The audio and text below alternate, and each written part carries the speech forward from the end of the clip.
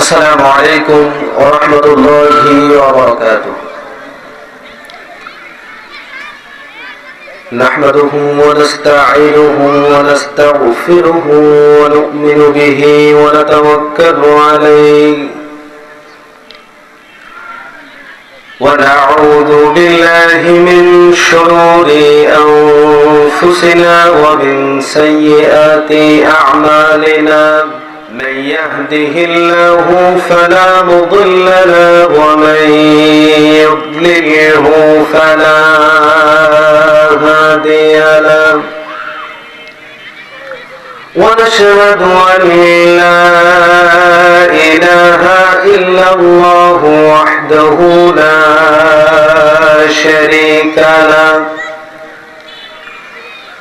ونشهد أن سيدنا وحبيبنا ومولانا محمدا عبده ورسوله الذي أرسله بالحق بشيرا ونذيرا وداعيا إلى الله بإذنه وسراجا منيرا. فقد قال الله تعالى في كلامه المجيد وفي فرقان الحميد. أعوذ بالله من الشيطان الرجيم.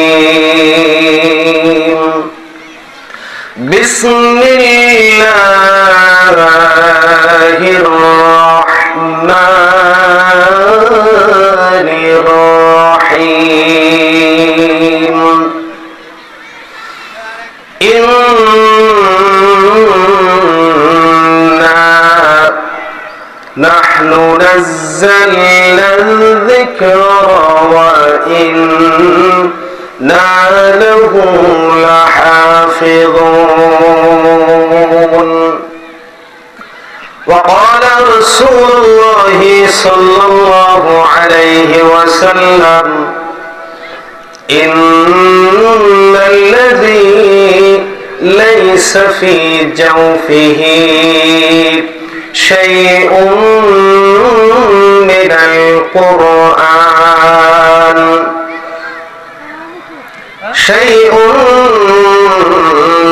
القرآن كالبيت الخريب أو كما قال عليه الصلاة والسلام. وقال تعالى في شان حبيبه آمرا ومخبرا إن الله وملائكته يصلون على النبي يا أيها الذين آمنوا صلوا عليه وسلموا تسليما. اللهم صل على محمد وعلى آل محمد كما صليت على إبراهيم وعلى آل إبراهيم إنك حميد مجيد. اللهم بارك على محمد وعلى آل محمد كما باركت على إبراهيم وعلى آل إبراهيم إنك حميد مجيد হাজার ব্যথা বেদনার পরে ফিরে আসনি তুমি আপন ঘরে, দিনের আলো তুমি ছড়িয়ে দিতে চলে গেলে মদিনায় মক্কা ছেড়ে। হে রাসূল তোমাকে ভুলি আমি কেমন করে, হে রাসূল তোমাকে ভুলি আমি কেমন করে। খেয়ে না খেয়ে দিন প্রচারের কাজে নিজেকে দিয়েছো বিলিয়ে, তাইফের কাফেরেরা চিনল না সে আলো, দুষ্টু ছেলেদের পিছু দিল লেলিয়ে। পাথরের আঘাতে ক্ষত বিক্ষত হয়ে সারা শরীর থেকে রক্ত ঝরে, হে রাসূল তোমাকে ভুলি আমি কেমন করে, হে রাসূল তোমাকে ভুলি আমি কেমন করে। হেরা গোহাই তোমারই ধ্যান, আসমান থেকে নামে আল কোরআন। ভাঙলো সবার ভুল তোমারই পরে, আসলো কোরআনের ছায়া তরে। খালিদ ওমর আলী আবু বকর ইসলামী ঝান্ডা নিল যে তুলে। আলী আমিন তুমি ছিলে যে সদা সকল মানুষের পরে, হে রাসূল তোমাকে ভুলি আমি কেমন করে, হে রাসূল তোমাকে ভুলি আমি কেমন করে। আলহামদুলিল্লাহ, ঐতিহ্যবাহী কুষ্টিয়া জেলার দৌলতপুর থানার অন্তর্গত তারাগড়িয়া হাই স্কুল মাঠ প্রাঙ্গণে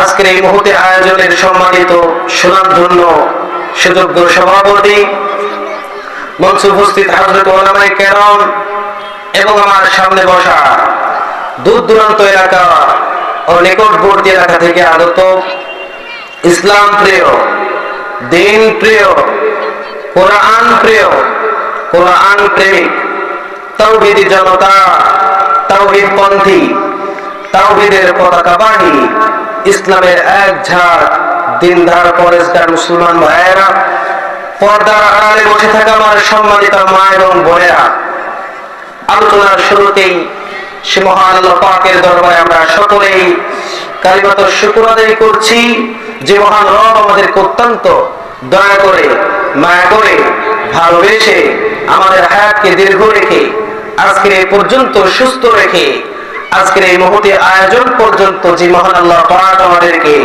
উপস্থিত করে দিলেন, সে মহান রবের দরবারে আমরা সবাই কালিমাতুশ শুকর আদায় করছি আলহামদুলিল্লাহ। লাখ কোটি দুরূদ সালাম বিশ্ব মানবতার মুক্তির দূত, সর্বকালের সর্বযুগের সর্বশ্রেষ্ঠ মহামানব, সর্বশ্রেষ্ঠ রাসূল, সর্বশ্রেষ্ঠ নেতা, সর্বশ্রেষ্ঠ মানব, সে মহামানবের প্রতি আমরা সবাই দুরূদ সালাম পাঠ করছি সাল্লাল্লাহু আলাইহি ওয়াসাল্লাম। আমি কোরআনুল কারীমের সূরা হিজর এর 9 নম্বর আয়াতে কারিমা তেলাওয়াত করেছি এবং রাসূল কারীম সাল্লাল্লাহু আলাইহি ওয়াসাল্লামের অসংখ্য অগণিত হাদিসে মুবারাকা থেকে একটি অংশ তেলাওয়াত করেছি, পাঠ করেছি। আল্লাহ পাক যদি আমাকে তৌফিক দান করেন, আয়াত এবং হাদিসের আলোকে সময়ের সংক্ষিপ্ত পরিসরে কিছু কথা বলবো। মা তাওফীকি ইল্লা বিল্লাহ। এর আগে আমরা এখানে যে কয়জনে বসে আছি এই মুহূর্তে বলেন তো, বসতে পেরে খুশি নাকি বেজার? খুশি নাকি বেজার? খুশি তো হবেনই। এ সকল মজলিসের ব্যাপারে আমার নবী, আপনার নবী জনাবে মুহাম্মদুর রাসূলুল্লাহ সাল্লাল্লাহু আলাইহি ওয়াসাল্লাম আজ থেকে ১৫০০ বছর পূর্বে সুন্দর করে স্পষ্ট ভাষায় তার পবিত্র জবান থেকে বলে দিয়েছেন, যেখানে কোরআনে কারীমের আলোচনা করা হয়, যেখানে কোরআনে কারীমের তেলাওয়াত করা হয়, যেখানে কোরআনে কারীমের আয়োজন করা হয়, যেখানে কোরআনে কারীমের দর্স দেওয়া হয়, এই সকল মজলিসে, এই সকল বাড়িতে, এই সকল প্যান্ডেলে যারা বসে এদের জন্য 4টি পুরস্কারের ঘোষণা। জোরে বলুন সুবহানাল্লাহ। মুসলিম শরীফের বর্ণনা, আমার আপনার নবী বলেন, মাজতামা কওমুন ফি বাইতিন মিন বুয়ুতিল্লাহ ইয়াতলুনা কিতাবাল্লাহ ওয়া ইয়াতাদারাসুনাহু বাইনাহুম ইল্লা নাযালাত আলাইহিমুস সাকিনাহ ওয়া গাশিয়াতুহুমুর রাহমাহ ওয়া হাফাতহুমুল মালায়েকা ওয়া যাকারাহুমুল্লাহু ফীমান ইনদাহু। আমার আপনার নবী বলেন, যে ব্যক্তি সকল মজলিসে বসে যায় তাদের জন্য 4টি পুরস্কার রয়েছে। এই 4টি পুরস্কারের মধ্য থেকে ১৫ নম্বর পুরস্কার হলো আল্লাহ তাআলার পক্ষ থেকে সে সকল বান্দার অন্তরে, সে সকল বান্দার উপর সাকিনা নাযিল হতে থাকে। জোরে বলুন সুবহানাল্লাহ। ইল্লা নাযালাত আলাইহিমুস সাকিনা, সাকিনা নাযিল হয়ে যায়। আর এই সাকিনাটা কোনো সাধারণ বিষয় নয়, অন্তরকে প্রশান্ত করে দেয়।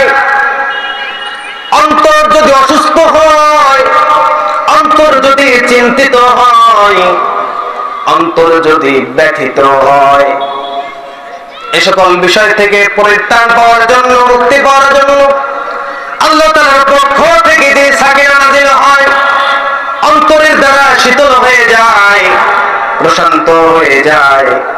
এর উদাহরণ যদি দিতে চাই তাহলে আপনারাই বুঝবেন। এই মুহূর্তে যারা এখানে বসে আছে এদের মান সম্মান ইজ্জত আবরু সমাজের বুকে কমবে না, বরং বেড়ে যাবে। কিন্তু এই মজলিস থেকে যদি আপনি এখন এই মুহূর্তে চায়ের দোকানে বসে থাকেন, বাড়িতে যদি বসে থাকেন, আপনার সম্মানিত মা এবং পিতা তারা বলবে, আমার ছেলেটা আজকে বাড়িতে বসে আছে, আমার ছেলেটা অমুক জায়গায় আড্ডা দিতে গেছে, তাহের আড্ডায় বসে গেছে, এই এলাকার মধ্যে মাহফিল হচ্ছে, কোরআনে কারীমের আলোচনা হচ্ছে, এখানে বসে নাই। এসব অভিযোগ তুলবে, আপনার প্রতি অসন্তুষ্টতা হয়ে যাবে। কিন্তু এখানে যারা বসছে এরা নিজ থেকে তো শান্তি পাবে, কেননা কোরআনে কারীমের তেলাওয়াত যেই কান শুনে, যে অন্তরে শোনে, সে অন্তর আর কখনোই রোগাগ্রস্ত রাখতে পারে না, সুস্থ হয়ে যায়। জরুর সুবহানাল্লাহ। সেই ব্যক্তিতে যখন আপনি এখান থেকে বাড়িতে যাবেন, আপনার পিতামাতা আপনাকে সম্মান করবে না। আমার ছেলেটা ভালো হয়ে গেছে, এই যে সকল চিন্তা চেতনা নিয়ে যখন আপনি এখানে বলবেন, তখন আপনার অন্তরের মধ্যে কখনোই সংকীর্ণতা আসার কোন সুযোগ নাই। আপনার অন্তরটা প্রশস্ত হতে থাকবে, আপনার অন্তরের মধ্যে শান্তি নাযিল হতে থাকবে। কেননা শান্তির অনেক রকম অর্থ রয়েছে। কিছু কিছু শান্তি রয়েছে যেগুলো সাময়িক সময়ের জন্য শান্তি, মনকে আনন্দ দেয়, মনকে প্রশান্তি এনে দেয়। এর মধ্য থেকে আপনি উদাহরণ দিলেই বুঝবেন। এই মুহূর্তে যদি আপনি চুরি করতে যান, মানুষ কিন্তু চুরি করে টাকার লোভে, ঠিক কিনা বলেন? টাকা পেয়ে সেই টাকা দিয়ে সে উপকৃত হবে, এ সকল আশায় মানুষ যখন চুরি করতে যায়, যদিও চুরির যখন সেই পণ্যটা তার নিজের মধ্যে নিয়ে নেয়, তখন একটা আলাদা শান্তি কাজ করে। কি করে না বলেন? যে একটা সম্পদ আমি পেয়ে গেছি, কিন্তু পাশাপাশি আবার মনের মধ্যে আতঙ্ক কাজ করে, না জানি কখন ধরা খেয়ে যায়। ধরা যদি খেয়ে যায়, রাম ধরায় গণ ধরায় খেতে আর দেরি হবে না, ঠিক কিনা বলেন? ভিতরে ভয় আছে না? কিন্তু আপনারা এখানে বসে আছেন, আপনাদের অন্তরের মধ্যে কোনো ভয় আছে বলেন? কোনো ভয় নাই। কেউ যদি জেনা করতে যায়, জেনার মধ্যে সাময়িক সময়ের জন্য শান্তি রয়েছে, মনকে আনন্দ দেয়, মনকে আনন্দ দেওয়ার জন্য তারা চলে যায় বিভিন্ন মানুষের সঙ্গে সাক্ষাৎ করতে, জিনা ব্যভিচারে লিপ্ত হতে। যদিও সাময়িক সময়ের জন্য অন্তর প্রশান্তময় হয়, কিন্তু এর মধ্যে স্থায়ী কোনো শান্তি নাই। এর মধ্যে কোনো শান্তির কোনো দীর্ঘস্থায়ী কোনো সময় আপনার অন্তরের মধ্যে মেনটেন করবে না। বরং সাময়িক সময়ের জন্য যদি অন্তরটা সামান্য আনন্দ পেল, কিন্তু সঙ্গে সঙ্গে অন্তরের মধ্যে অস্থিরতা কাজ করবে। কথা বলেন ঠিক কিনা? অস্থিরতা কাজ করবে। আপনি মুসলমান হয়েছেন, আপনার মধ্যে তো অস্থিরতা কাজ করবেই করবে। কথা বলেন ঠিক কিনা? এই জন্য 1 নাম্বার পুরস্কার হলো, এ সকল প্যান্ডেলে যারা বসে যাবে তাদের অন্তরে আল্লাহ তাআলা সাকিনা নাযিল করবে। 1 নাম্বার পুরস্কার, অন্তরের মধ্যে সাকিনা নাযিল হবে। 2 নাম্বার পুরস্কার, রহমত প্রাপ্ত আপনারা হবেন, রহমত এখানে নাযিল হবে। 3 নাম্বার পুরস্কার, রহমতের ফেরেশতারা আপনাদেরকে তাদের ডানা দিয়ে আবৃত করে নেবে, ঢেকে নেবে। 4 নাম্বার পুরস্কার হলো স্বয়ং আল্লাহ তাআলা আপনাদের প্রশংসা তার নিকটবর্তী ফেরেশতাদের নিকট করতে থাকবে। জোরে বলুন সুবহানাল্লাহ। এজন্য এখানে আসতে পারলে লাভ, লস নাই।